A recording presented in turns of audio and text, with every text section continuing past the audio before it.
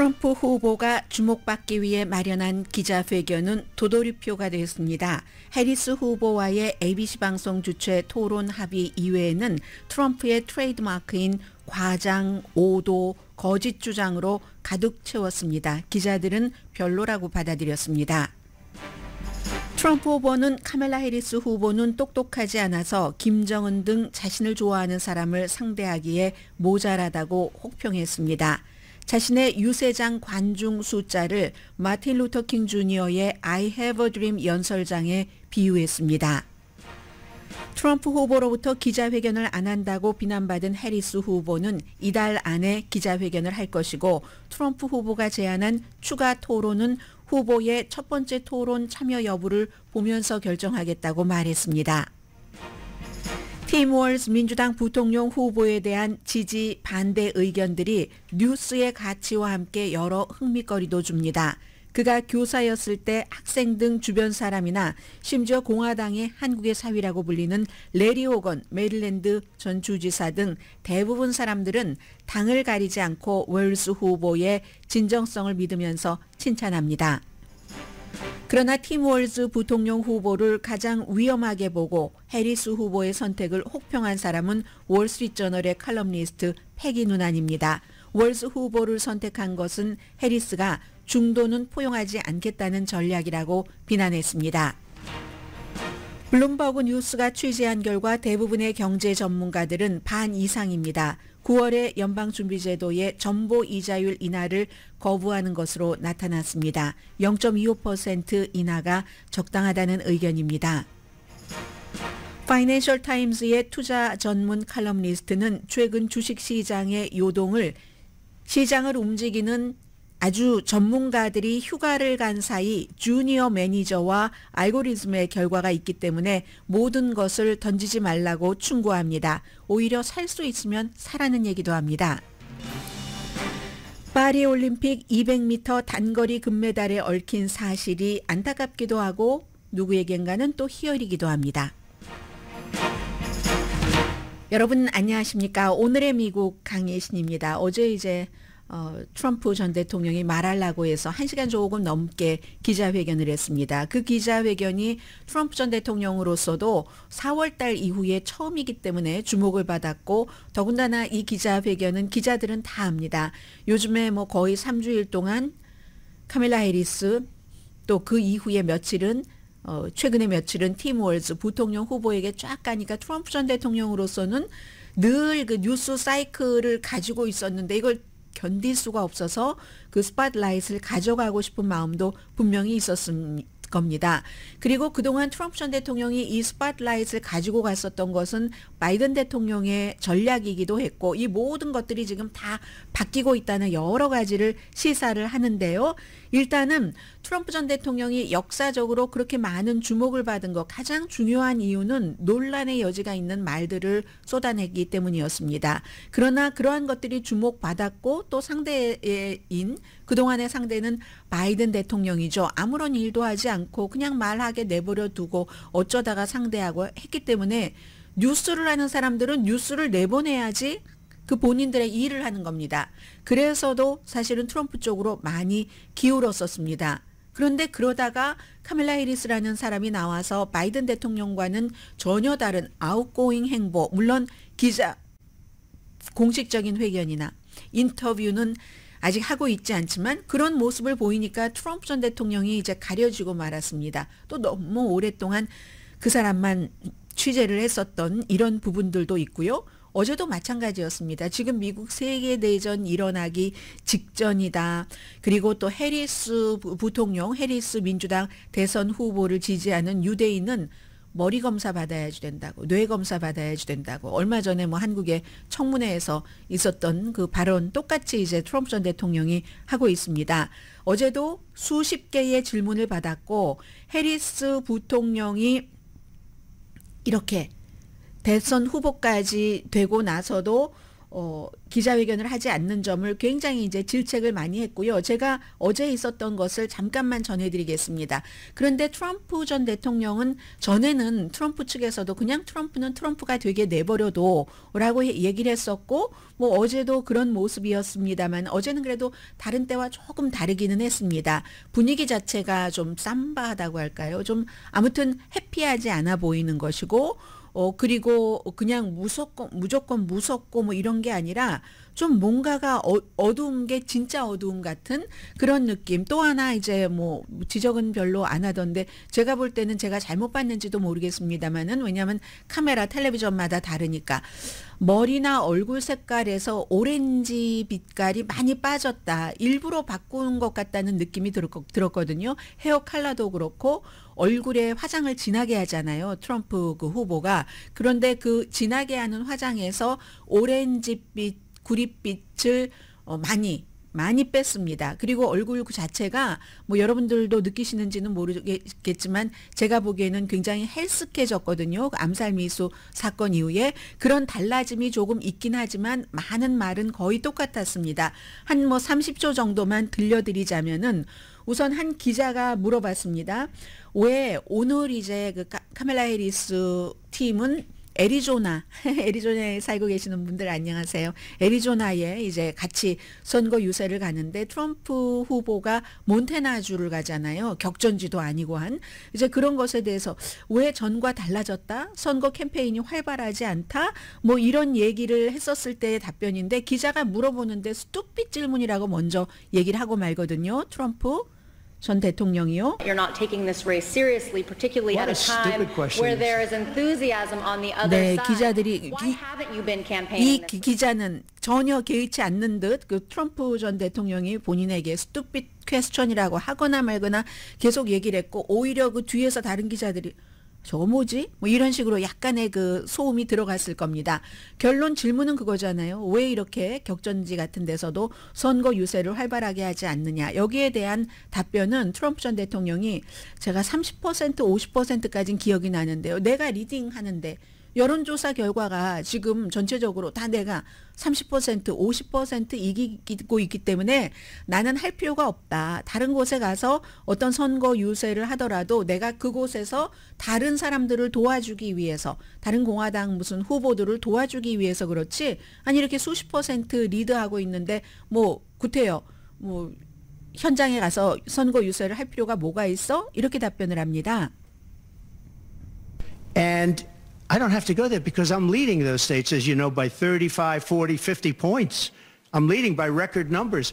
I'm going because I want to help senators and congressmen get elected. 네, 그 사람들을 선출되게 하기 위해서 돕기 위해서 가는 거지 나는 갈 필요가 없다라고 얘기를 하면서 카멜라 해리스는 스마트하지 않다고 얘기를 합니다. 지금 미국은 경제적으로나 외교적인 여러 문제가 스마트해야지 되는데 스마트하지 않기 때문에 누가 뭐 푸틴 늘 하는 얘기입니다. 김정은까지 나오면서 이런 사람들을 카멜라 해리스가 상대할 수 있겠는가가 얘기였습니다. 어제 And I'm sorry, we need smart people to lead this country because our country's never been in this danger before, both economically, from an outside perspective. Russia doesn't respect us anymore. China doesn't respect us anymore. North Korea, Kim Jong-un liked me a lot. He doesn't like this group. 네, 노스코리아의 김정은은 나를 좋아한다고 표현을 하는군요, 여기서. 그리고 이 그룹은 싫어한다. 해리스 그룹은 싫어한다. 이제 이런 얘기를 했습니다. 그러니까 기자들이 전에는 이런 얘기를 들어도 아이 또 그런가 보다.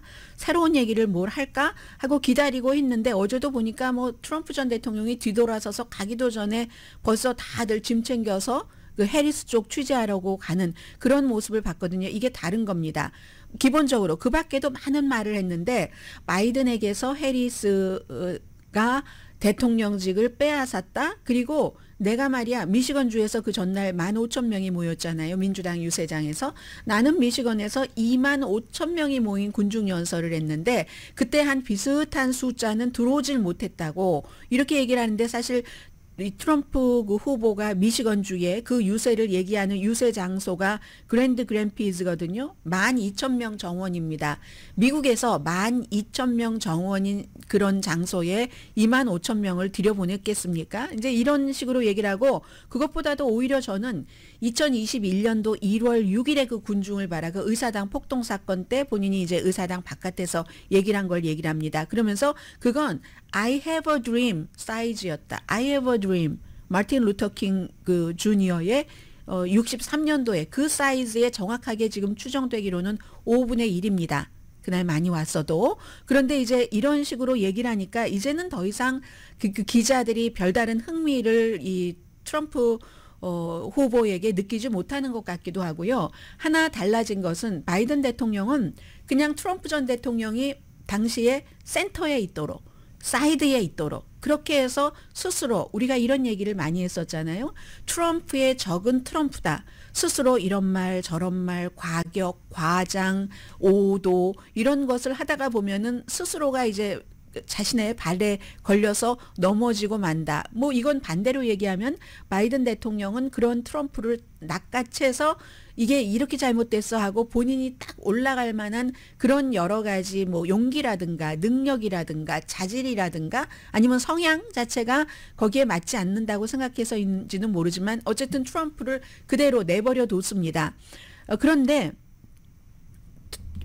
그렇게 자라온 트럼프가, 언론계에서 그런 트럼프가 아니 내가 뒤로 밀리고 해리스 팀이 앞으로 나가는 것에는 익숙할 수가 없죠. 익숙할 수도 있겠지만 시간이 아마 필요할 겁니다.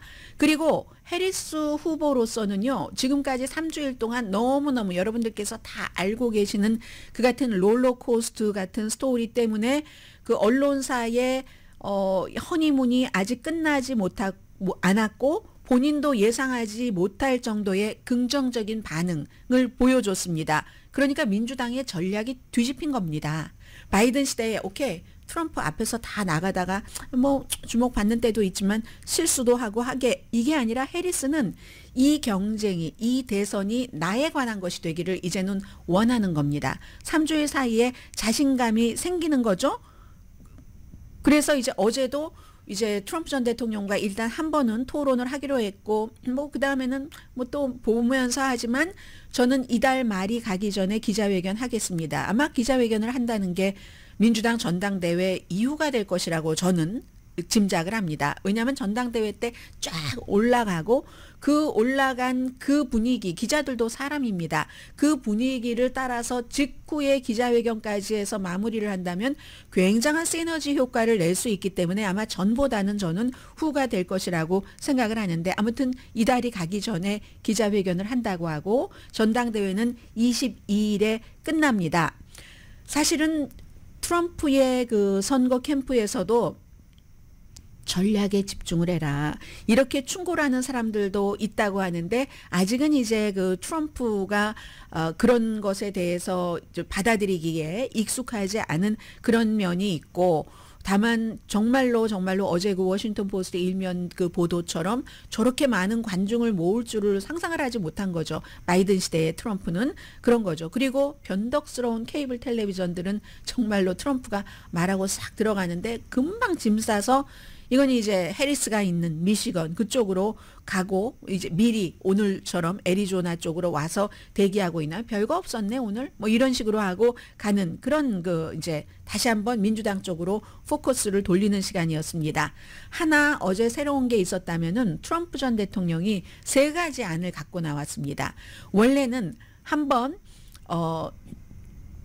트럼프와 바이든의 토론이 6월 27일에 있었고 그 당시에 ABC 토론 9월 10일이 잡혀 있었습니다. 그런데 얼마 전에 트럼프 전 대통령이 그건 바이든과의 대결로 잡아놓은 거니까 나 그거 안 나갈 거야 하고 그냥 본인이 취소를 해버리고, 그런데 내가 이 팍스와 협상을 해놨어. 그러니까 팍스와의 인터뷰 9월 4일로 해놨으니까 해리스가 여기에 응해라 했을 때 해리스가 아니지. 9월 10일 원래 약속한 날로 해야지 맞는 거지 하고 거기를 모른 척 했습니다.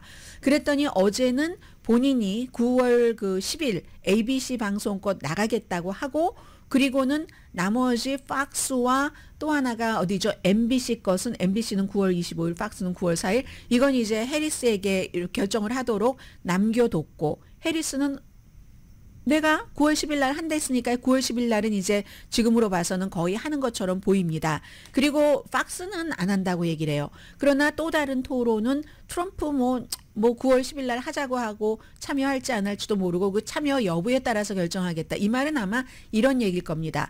9월 10일에 토론 너무너무 중요하죠. 여기서 이제 카멜라 해리스와 트럼프가 딱 두 사람이 같이 있을 때 누가 더 지도자처럼 보이고 누가 더 미국을 잘 이끌어 갈 것으로 보이는지의 첫 번째의 기회잖아요. 여기서 카멜라 해리스가 계산해 볼 때 내가 이길 수도 있지만 내가 질 수도 있잖아요. 그리고 이기고 지고 하는 문제가 트럼프 후보가 아주 룰을 따르지 않고 정말로 프리하게 해서 엉망진창으로 본인이 당해버릴지 이걸 알 수가 없는 겁니다. 그렇기 때문에 첫 번째 토론 결과를 토론 참여 여부를 보고 나머지는 결정하자 이렇게 얘기하는 것 같다는 그런 분위기는 들고요. 그래서 9월 10일입니다. 민주당 전당대회가 8월 22일에 끝나고 그 사이에 해리스가 이제 언론과 인터뷰 좀 하면서 9월 10일에 첫 번째 토론이 있고 그 토론 뭐 지금 사회자도 다 정해졌고 청중 없이 이것도 트럼프가 청중 두고 팍스에서 이제 본인에게 유리한 이제 그런 그 진행자 두 사람으로 하자 했는데 해리스가 거절하니까 할 수 없이 이것도 트럼프가 끌려간 겁니다. 이쪽으로 ABC 쪽으로 해서 아마 장소는 펜실베니아, 필라델피아가 될 가능성이 지금 조금 높다고 하고요. 그러니까 예측하지 못할 이런 그 미국 대선의 전례 없는 사이클에서 9월 10일이 또 다른 결정적인 어떤 그 전환점이 될 수도 있습니다. 지금까지 3주일 동안 카멜라 해리스가 너무 잘 왔고 그 잘 오는 것을 보면서 트럼프가 너무너무 기분이 나빴지만 가라앉기도 하고 분노하기도 하고 했지만 사태는 뒤집힐 수도 있는 거죠. 9월 10일 뭐 그 이전이 될 수도 있고 그 이후가 될 수도 있고 자 그런 것이라고 말씀을 드리고요. 부통령 후보 토론은 아마도 그 CBS가 지금 뭐 어떤 그 조율을 하고 제안을 하고 하는 것 같습니다. 이런 게 있고 여론조사는요. 지금은 이제 거의 모든 여론조사가 전국적인 여론조사에서는 카멜라 해리스가 트럼프를 앞서가고 그리고 이제 격전지에서도 일부 격전지에서는 뭐 네바다 같은 데서는 카멜라 해리스가 트럼프를 앞서가고 나머지도 뭐 비슷비슷하거나 트럼프가 아직도 조금 앞서가는 곳이 있는데 여론조사는 항상 추세이기 때문에요. 추세는 전국적인 추세나 격전지의 추세나 아니면 3당 후보를 합치거나 양자 대결이거나 전부 카멜라 해리스가 이제는 거의 동등해졌거나 아니면 앞서간다 이렇게 보시면은 될 것 같습니다. 그리고 이제 그 트럼프 후보는 월요일에 또 자꾸만 뭔가를 만들어야지 되겠죠. 일론 머스크와 인터뷰를 한답니다. 일론 머스크가 그때 누구와 인터뷰를 했었죠? 론 디센티스 한창 트럼프가 이렇게 떠오르지 않았을 때 론 디센티스 플로리다 주지사가 마치 차기 공화당의 대선 후보가 될 것으로 거의 확정하는 사람도 있었던 그 시기에 일론 머스크가 했는데 그 당시에 뭐 X 이 기술 문제로 인해서 엉망진창 돼 버렸었잖아요. 이번에 다시 이 일론 머스크와 트럼프 사이가 좋았다 나빴다 하는 사람 이 두 사람이 이제 이 월요일이니까 그것도 주목이 되죠. 일론 머스크는 뭐 여러 가지 그 사업하는 사람으로서 정부의 지원과 후원을 받아야지 되는 부분도 있고 물론 전기자동차 같은 경우는 트럼프 후보가 엄청나게 비난을 하고 있지만 일론 머스크가 전기자동차 테슬라만 하는 사람은 아니잖아요. 뭐 스페이스 X도 있고 또 이 X도 있고 하기 때문에 서로 이제 이해관계에 의해서 뭉치는 그런 월요일의 모습인데 그게 이제 굉장히 중요한 것 같고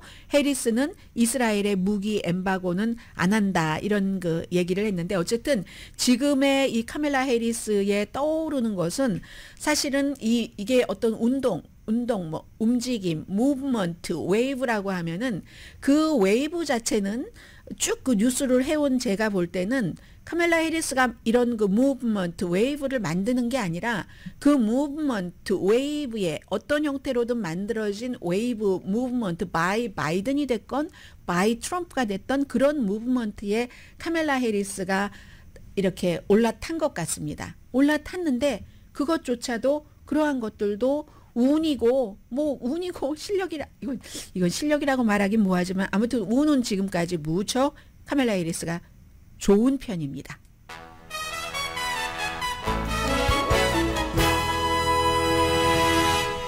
오늘의 미국은 전문가가 추천하는 이민법, 가정법 전문 재인정 종합법률사무소, 총 20억 달러 승소, 교통사고와 상해 전문 브라이언 다필라와 CG 변호사 그룹, 집융자 홈에퀴리, 라인 오브 크레딧, 급한 하드머니도 정말 쉽게 잘하는 융자나라 공동후원입니다. 잠시 뒤에는 오늘 뭐 제가 재밌게 읽었었던 그 칼럼도 하나 있고 그리고 너무 뉴스가 많아요. 잠시 뒤에 오늘 그 주요 신문의 탑뉴스부터 요약해 보겠습니다. 탑뉴스를 통한 Right Now 뉴스에 대해서 전해드립니다. 라디오 서울 방송 오늘의 미국 듣고 계십니다. 오늘 순서 조금 바꿔볼까요? 오늘 칼럼과 그리고 이제 영국의 BBC 방송이 좀 여러 사람들 의견을 들은 취재 내용 이런 걸 전해드리겠는데 부통령 후보에 대해서 좀 말씀을 드리겠습니다. 월스트리트저널의 패기 누난이라는 공화당이죠. 이 칼럼니스트가 굉장히 그 마음에 안 드는 겁니다. 지금 부통령 후보가. 그래서 하나를 썼는데 지금 이제 해리스 후보로서는 지난번에 칼럼 쓴 것은 바로 직전 칼럼에서는 트럼프 전 대통령이 지금 이제 좀 위태롭다 뭐 이런 식이었고 이번에도 마찬가지로 역시 제목을 보면은 트럼프가 굉장히 이제 조바심 나한다는 뭐 이런 그 뉘앙스였거든요. 그런데 결국은 이 사람도 해리스 쪽을 굉장히 비난하는 그런 그 컬럼입니다. 불법 이민과 인플레이션 이거 실제로 정책 토론에 들어가고 하면 해리스에게 좋을 리가 없는 이슈입니다. 경제 같은 경우는요 좀 나아진다 뭐 이렇게 저렇게 할지라도 조금이라도 전보다 나빠진다고 믿는다던가 이러면 엄청난 타격입니다.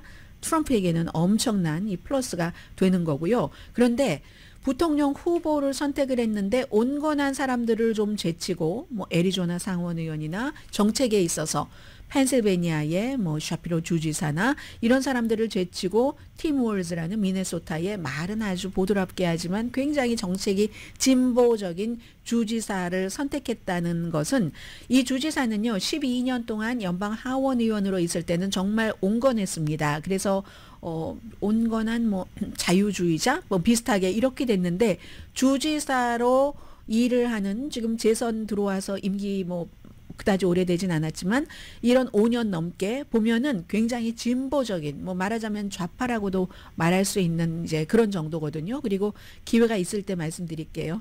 이제 부통령이 당선되고 나면은 지금 부지사가 인디언 부족입니다. 여성입니다. 그래서 최초에 이렇게 인디언 그 부족의 주지사가 탄생하게 되는 거죠. 일단은 나중에 다시 또 선출을 하겠지만 그래서 아무튼 이런 그 주지사인데 왜 팀 월즈를 선택을 했다는 것은 많은 사람들은 이렇게 얘기하죠. 시각이 이렇게 다른 거예요. 정말 많은 사람들은 조시 샤피로가 주이시이기도 하고 그리고 너무나 아직 젊고 정말 야망이 가득 찹니다. 연설하는 것 보고 어떤 사람들은 음성만 들으셨으니까 라디오로는 너무 센데 너무 쏴해 하는데 사실은 그 비디오랑 같이 보면은 이게 완전하구나 완벽하구나 뭐 이런 느낌을 조금 받게 되거든요. 오바마 연설 보는 것 같구나. 근데 오바마는 더 철학적이고 이 사람은 조금 더 선동적이라고 할까요? 이런 건 있지만 그래서 그렇게 되면은 부통령이 너무 강하니까 그런 문제도 있고 또 이스라엘 하마스 전쟁 때문에 주이시라는 것은 너무나 괜히 그냥 낙인 찍힌 것 같은 그러니까 민주당부터 집도끼부터 잡아야 된다. 당을 여기서 또 분열시키면 바이든에게서 해리스로 넘어올 때 그 분열을 막고 빠른 시간에 회복을 했는데 인기몰이를 했는데 여기서 다시 안돼 그 사람 안돼 하는 사람을 선택을 해버린다면 이건 또 분열이다 하기 때문에 잘된 선택이다. 더군다나 이제 중서부의 아저씨 같은 스타일 이렇게 아주 농도 잘하고 그리고 상대방을 막 펀치를 주는 것도 잘 주고 하는, 대체적으로는 이런 평인데 이 월스트리트저널의 칼럼니스트 패기 누나는 그렇게 안 보고 있는 겁니다. 그녀는 말하자면 카멜라 해리스는 약간 중도 쪽으로 와서 이길 생각 자체가 없다는 겁니다.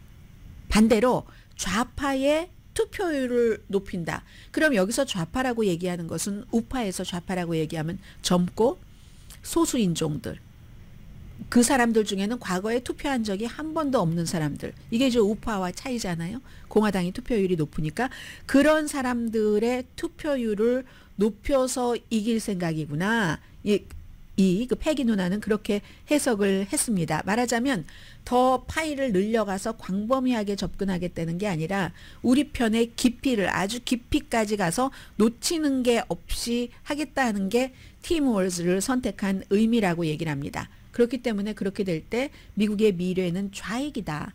중도파와 트럼프를 거부하는 공화당은 핵심 관심사가 아니구나. 그 카멜라 해리스에게 그냥 우리 사람을 데려오는 것, 집토끼 단속하는 게 초점이구나, 이렇게 봤습니다. 그런데 해리스 쪽에서는 집토끼를 일단 이기고 봐야지 된다는 거니까 집토끼를 단속해서 얻을 수 있는 표가 공화당에서 트럼프를 싫어해서 얻을 수 있는 표보다 많다고 계산했는지 그건 우리가 또 모르죠. 그래서 11월 달에 이렇게 얘기도 했네요. 11월 달에 승리를 하기 위한 현명한 전략일지는 모르지만 이 얘기도 또 맞네요. 예를 들어서 우리 텐트가 아닌데도 시각이 달라도 저 사람이 필요해하고 손을 내밀 때는 그때는 온건주의자가 된다는 겁니다. 그런데 내 편 여기서 손을 단단히 잡아야지 되겠어. 이렇게 될 때는 모든 걸 건다는 겁니다. 완전히 올인을 한다는 게 된다는 거거든요. 그럼 올인을 하고 나면은 그러면 이건 미국은 만약에 카멜라 해리스가 대통령이 되고 나면은 50대 50이기 때문에 더 큰 긴장, 분노, 분열을 일으킬 수도 있겠구나라고 생각을 한다는 거죠. 그런데 또 이거는 또 패기 누나의 얘기고 어떻게 해서든지 일단 트럼프를 막아야지 된다는 게 너무 강하고 트럼프를 막을 때 트럼프를 싫어하는 공화당 표보다 그 온건한 사람들의 그 표보다 민주당에서 그동안 바이든이 싫다고 저건 아니지 내가 양심이 있지 어떻게 저 4년 안 되겠어 이렇게 하고 투표장에 안 나가려고 했었던 사람 오히려 또 바이든에게서부터 4년 전에는 그에게 투표했는데 트럼프 쪽으로 기울었었던 젊은이들 젊은 남자들 이런 사람을 끌어가는 게 이기는 길이라고 민주당은 계산을 그렇게 했는지도 모르고 아니면 아는 사람들이 얘기하는 것처럼 정말 중서부에 미국의 어떤 중소도시에 그냥 평범한 오디너리, 엑스트라 오디너리 피플이기 때문에 선택을 했는지 누가 알겠어요. 저는 해리스 남편은 알리라고 생각됩니다. 본인도 알고 아니면 최측근의 어떤 그 참모들 정도는 알까. 이 패기 누난이 지적을 합니다. 팀 월즈라는 미네소타 주지사 민주당의 그 부통령 후보가 중도주의자처럼 보이지만 절대로 그렇지 않다라고 얘기를 합니다. 어찌 보면은 이게 눈에 보이는 것 때문에 해리스가 선택을 했을 수도 있는데 트럼프의 비유를 했어요. 트럼프 전 대통령 보이는 거 굉장히 좋아하잖아요. 예를 들어서 키가 커야 돼. 백발이어야지 되고 좀 품위 있게 보여야지 돼. 누군가요? 첫 번째 행정부에서. 트럼프를 바보, 멍청이, 모란 이렇게 불렀다는 렉스 틸러슨 오일 회사의 CEO. 풍채 좋고 백발이고 남자고 국무장관감이야. 외무장관이니까. 그래서 시켰다는 건 아니에요. 자넷 옐런 뭐 계속 임기하려고 하다가 연방준비제도 의장으로서는 여자인데다가 키가 너무 작고 말이야. 이거 폼이 안 나. 없어. 아우라가 없어. 이게 이제 트럼프식이라고 하면은 그러면 민주당들도 마찬가지라는 겁니다. 이 팀 웰즈라는 사람이 보기에 통통하시고 웃고 대머리도 있으시고 뭐 이러니까는 중서부의 그냥 백인 이렇게 생각할지 모르는데 절대로 트럼프 쪽의 중서부의 백인이 아니라는 얘기입니다. 따뜻한 사람인 것을 넘어서 사람들은 따뜻하다고 해요. 그 사람 진정성이 있다고 합니다. 대부분의 사람들이. 그런데 내 편만 돕는 게 아니라 남의 편도 돕고 정치에서는 아니겠지만 따뜻한 게 아니라 뜨겁다고 웜한 게 아니라 핫한 사람이라고 얘기를 합니다. 핫하다, 웜하다. 웜하다는 위험은 없고 핫하다는 위험은 있고 그러나 또 뭐 화끈한 뭔가를 이룰 수도 있고요. 그렇다는 거죠. 그러니까 그런 사람이니까 저 이상해. 저 인간들 이상해. weird, weirdo 이런 말을 할 수 있다는 얘기를 하는 겁니다. 그런데 이제 이 패기 누난이라는 칼럼니스트가 딱 몇 사람을 지적을 하거든요.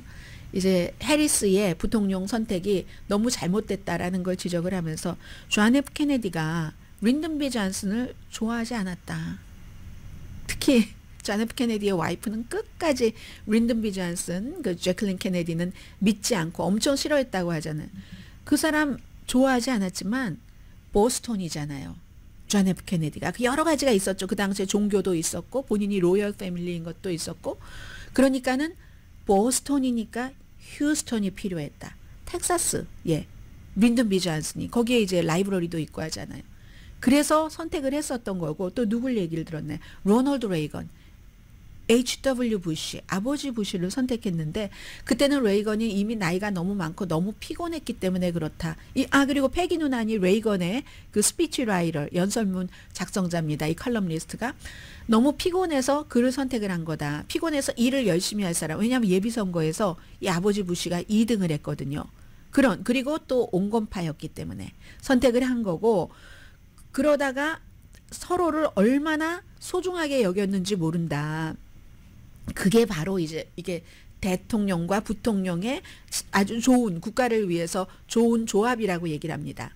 그리고 버락 오바마도 마찬가지로 버락 오바마는 막 사람들을 엄청나게 놀라게 하지 않는 백발의 기득권층이 필요했다. 왜냐하면 본인이 흑발의 기득권층이 아니니까. 기득권 측에서 아니 제가 내 대통령이라고 하고 무시할 만한 사람이니까 보안장치로 조 바이든을 필요로 해서 드렸다는 겁니다. 모든 것들이 다 개인적이지 않았다는 거죠. 카멜라 해리스가 이건 케미스트리도 맞아야지 된다고 하면서 케미스트리 등등을 통해서 이 팀 월즈라는 부통령 후보를 선택을 했는데 이렇게 개인적으로 하는 거 아니다. 이거는 너무 유치한 거야. 이렇게 지적을 했거든요. 그런데 이것도 또 패기 누난의 생각일 수 있고 같이 일을 하는데 케미스트리도 중요하겠죠. 물론 어떻게 보면은 버락 오바마라는 사람과 조 바이든이라는 사람이 뭐 아주 깊이가 있다던가 사색하고 뭐 이런 것에 있어서 안 맞을 수도 있고 린든 B 존슨과 존 F 케네디도 안 맞을 수 있습니다. 레이건과 부시도 마찬가지로 그럴 수는 있지만 이 사람들이 안 맞는데도 불구하고 그걸 오버컴하고 잘 다룰 줄 아는 능력이 있으면 that's okay. 그것도 괜찮은 방법이고 카멜라 해리스 같은 경우는 우리가 카멜라 해리스를 그 대통령과 같은 높은 직책에서 쳐다본 것은 거기에 그 자리에 놓고 쳐다본 것은 얼마 되지 않지만 그럴 정도의 그릇이 되는지 되지 않는지는 우리가 모릅니다. 그래서 어떤 때는 그 정도일 때는 예를 들어서 샤피로 같은 너무 샤프하고 똑똑하고 의견이 분명하고 이런 사람을 부통령으로 아래로 더 백인 남자를 그렇게 뒀을 때보다는 오히려 어느 정도 좀 이 사람은 좀 섞이는 것 같기도 하고 뭐 능글맞을 수도 있을 것 같기도 하고 어떤 때는 말하자면 나쁜 뜻으로가 아니라 아이 좋은 게 좋지 라고 할 수도 있을 것 같기도 하고 이건 사실은 돼봐야지 하는 거죠. 카멜라 해리스 또 팀 월즈 팀이 대통령 부통령이 돼서 일을 해나갈 때 확실하게 알 수 있는 거지만 이 같은 시각이 있다. 이걸 제가 왜 전해드렸냐면 패기 누난이라는 사람은 공화당이지만 트럼프 후보를 너무 싫어합니다. 너무 싫어해서 예전에 트럼프가 대통령이 되고 나서도 그를 비판하는 칼럼을 쓰면 월스트리트저널에요. 99.9%가 패기 누난을 정말 어디다 치워버려라 하는 엄청나게 혹독한 비난의 댓글이었어요. 수천 개가 다 그랬다니까요. 정말 거의 다 그랬었습니다. 그런데 그런 패기 누난조차도 또 이제 와서 이 민주당이 약간 그 희망의 빛이 보이고 또 이러니까 민주당에서 그 카멜라 해리스가 이건 잘못한 것 같아 하는 이게 애정이 섞인 그 칼럼은 전혀 아니거든요. 그래서 이제 이런 것들이 보인다 하는 것을 전해드리고 그리고 이제 그에 비해서 이 BBC 방송 등이 쭉 그 취재를 했어요. 취재를 했는데 사람들이 이 그 팀 월즈를 어떻게 보느냐 하는 것에 대해서 예전에 그 고등학교에 지금은 이제 다 성인이 됐는데 선생님을 뭐 17년인가 했잖아요. 방위군을 24년을 하고 그리고 하원 의원 주지사를 했습니다. 그때에 참 그 학생들이 얘기를 하는데요.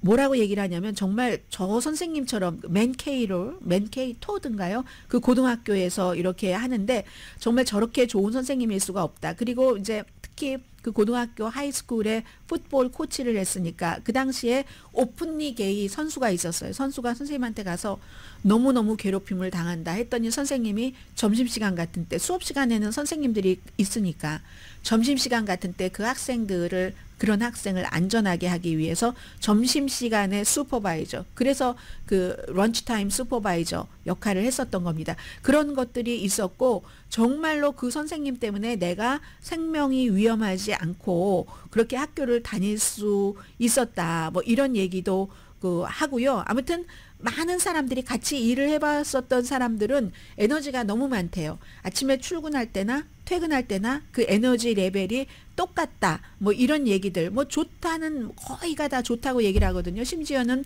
레리 호건 그 한국의 사위라고 불리는 메릴랜드 그 주지사도 내가 주지사로서 같이 일을 해볼 그럴 기회가 있었는데 정말 그러니까 그런 척하거나 막 정치인 권모술수 이런 게 없는 사람이다. 이제 이런 식으로 얘기를 하거든요. 그리고 어느 정도냐면 이 사람이 이제 집도 없어요. 그리고 주식도 없고 이건 이제 월스트리트저널이 어제 자세히 계산을 해놨던데 그에 비해서 JD 벤스라는 사람은 엄청나게 돈 많은 사람이죠. 이 벤처 캐피털 투자가로서 또 이제 본인이 금에도 투자하고 무슨 뭐 암호화폐에도 투자를 하고 가난한 집에서 태어났지만 그리고 그의 와이프 우샤 그 벤스도 부동산을 포함해서 뭐 약 400만 달러에서 1000만 달러 정도 순자산 그 정도는 갖고 있다. 뭐 이렇게 얘기를 하니까 완전히 두 사람은 다른 거예요. 그리고 처음에 이제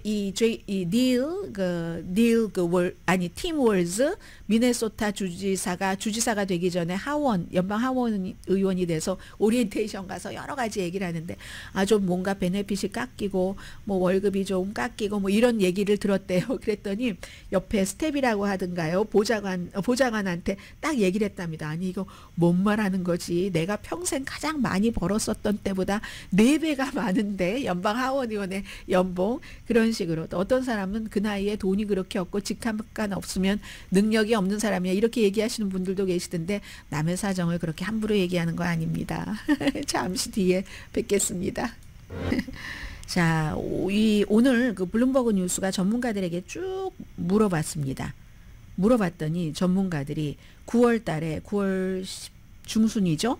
이자율을 몇 %포인트를 내려야지 되는가. 60% 이상이 지금 얘기하기를 0.25%가 적당하다. 이렇게 얘기를 했거든요. 이 여론조사는 뭐 불과 며칠 전에 지난 주말이었었죠. 막 팔자 주식시장 이게 있고 나서 했던 여론조사 결과입니다. 전보금리잖아요. 0.5% 되면 연준에서 그렇게 하면은 그 전보금리 이거는 아니라고 얘기를 했거든요. 특히 이제 대규모 전보 이자율 인하를 지금 연준에 요구하는 것은 너무 과도하고 무모한 반응이다. 지난번 주식시장 흔들림에 대해서 이 연방준비제도의 공개시장위원회가 이렇게 전보 이자율 인하 같은 것을 할 때는 정말 명백하게 부정적인 경제적인 충격이 데이터로 증명돼 있을 때 그런 때만 그런데 지금 데이터 자체는요. 그렇지 않다는 얘기입니다. 잡 마켓이 소프트해지기는 했지만 그렇지만 아직도 견고하다고 보는 사람이 60% 그리고 잡 마켓이 조금 약해지기는 했지만 그래도 안정된 정도 그리고 안정될 수 있는 가능성이 높아 이게 24% 일자리 손실 앞으로 심각할 거야 라고 보는 전문가는 16%밖에 안 된다는 겁니다. 그래서 전문가의 60%가 아니네요. 5분의 4가 전보가 아니라 0.25%포인트다. 그리고 뭐 공개시장위원회 전에 회의를 해서 이건 노굿 이렇게 얘기를 했고요.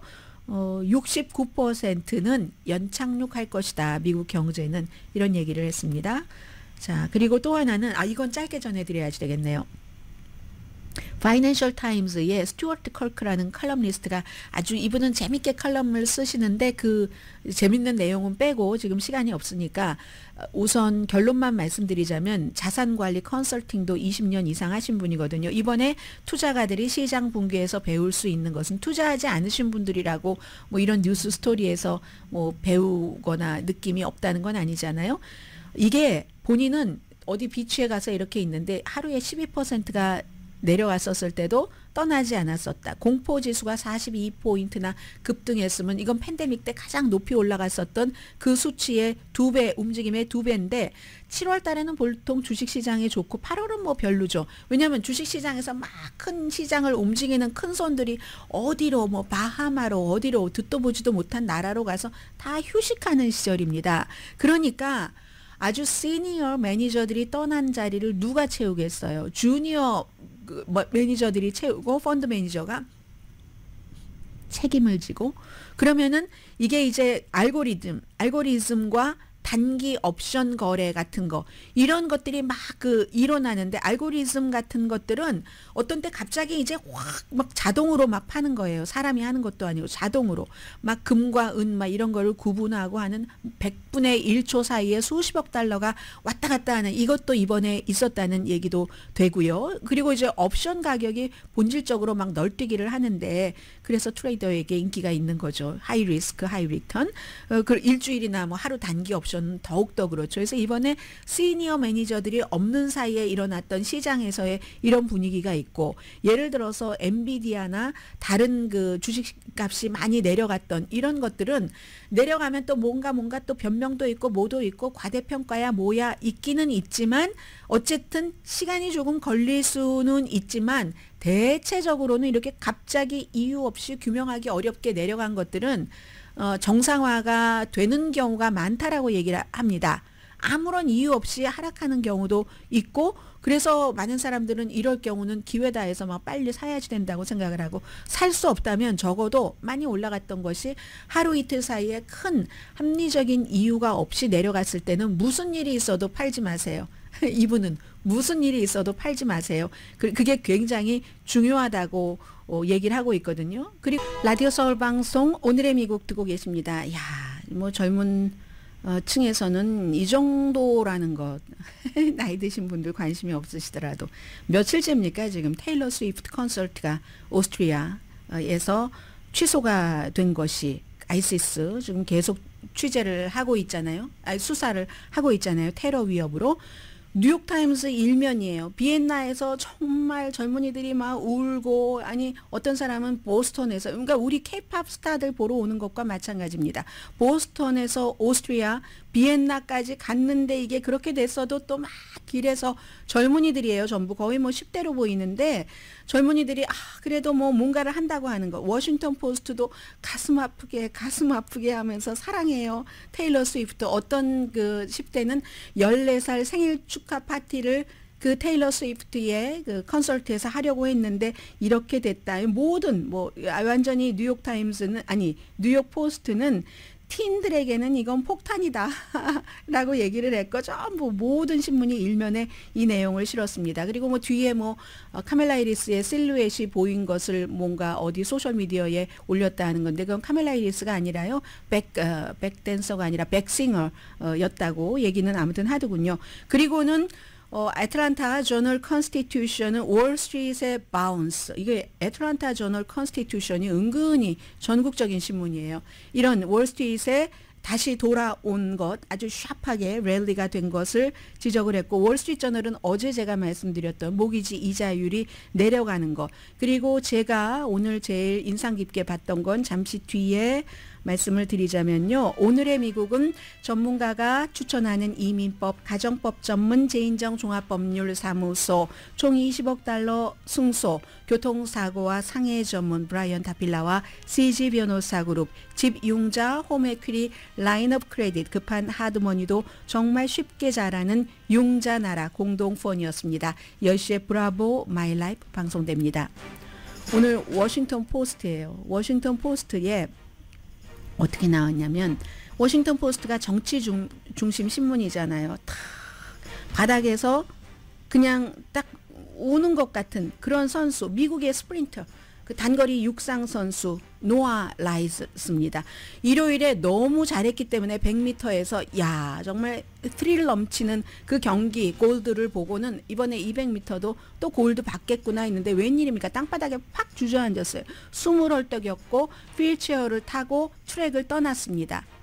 동메달 받았죠. 화요일에 코비드 양성이었다는 겁니다. 그러니까 이 사람이 제시 오웬스처럼 될 거야? 뭐 우사인 볼트, 칼 루이스 했던 그런 뭐라고 할까요? 레전드가 아니라 이제 곧 잊혀질 사람이 됐네. 뭐 이런 생각?